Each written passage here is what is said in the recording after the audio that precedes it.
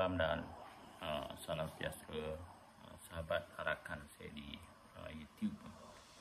Baik, malam ini saya bawa perkongsian dengan sahabat rakan minat numismatik wang RM RM1 lama yang dikeluarkan di negara Malaysia pada tahun 2000 dan berakhir pada 2012. Namun wang pattern ini masih dapat di dalam edaran semasa, namun ianya banyak yang sudah lusuh dan punya kondisi yang kurang elok. Baik, apa yang saya nak kongsi dengan sahabat ialah wang siri edaran yang ke-11. Wang ini masih wang kertas, bukan polimer, yang ditandatangan oleh Gubernur yang ke-7 iaitu Tan Sri Datuk Dr. Zeti Akhtar Aziz.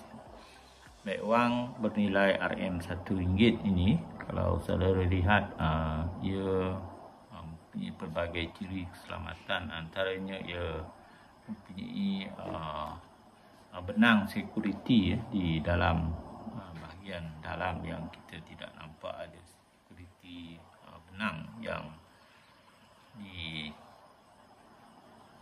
dibuat khas untuk mengelakkan penipuan dan sebagainya. Ini adalah ciri-ciri sebenar yang ada pada sebuah mata wang.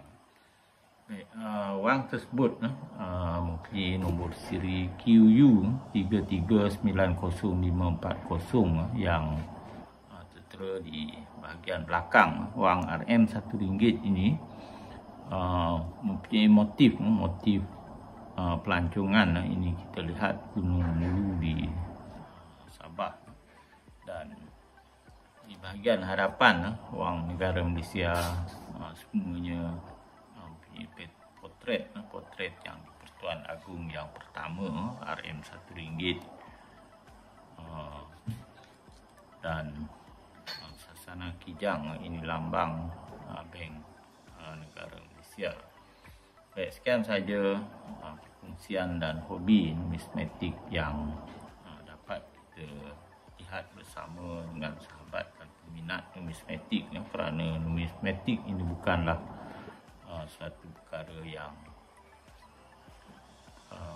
membebankan, tetapi ini adalah satu hobi yang menyeronokkan. Dan kadang-kadang kita lihat kalau wang lama kita boleh jual untuk menjana sedikit pendapatan untuk ahli keluarga kita. Sekian saja, terima kasih.